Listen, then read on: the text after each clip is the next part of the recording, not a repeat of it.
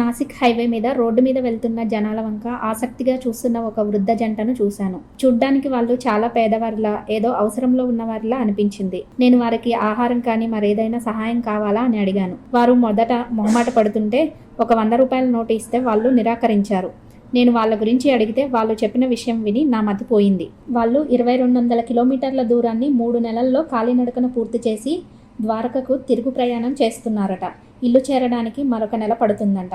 అలా ఎందుకు నడవడం అని నేను అడిగిన ప్రశ్నకు ఆయన సమాధానం, నా చిన్నప్పుడు నా 2 కళ్ళలోని చూపు పోతే మా అమ్మ డాక్టర్ దగ్గరకు తీసుకువెళ్ళింది. కానీ అక్కడి డాక్టర్లు ప్రపంచంలోని ఏ గొప్ప డాక్టరు కూడా కళ్ళు తెప్పించలేడని చెప్పారట. అయినా వాళ్ళమ్మ పట్టుపట్టి ఆపరేషన్ చేయమని, ఫలితం భగవంతునికి వదిలేద్దామని చెప్పిందట. అంతేగాక తన కొడుకు కంటి చూపు వస్తే కొడుకుని కాలినడకన పండరిపూర్ తిరుపతికి యాత్రకు పంపిస్తానని మొక్కుకున్నదట.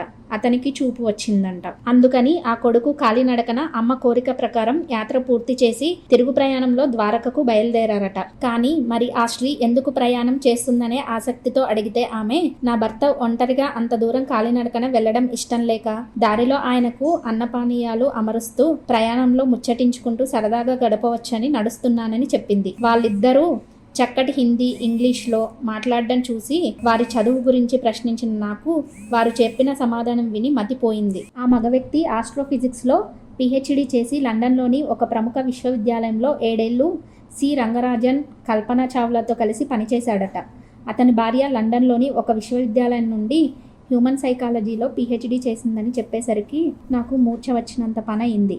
వాళ్ళ ముఖాల్లో అంత చదువుకున్నామనే, అంత గొప్పవారమనే ఛాయలు కనిపించడం లేదు. వాళ్ళు చెప్పిన మరొక విషయం కూడా నన్ను ఆశ్చర్యచకితుణ్ణి చేసింది.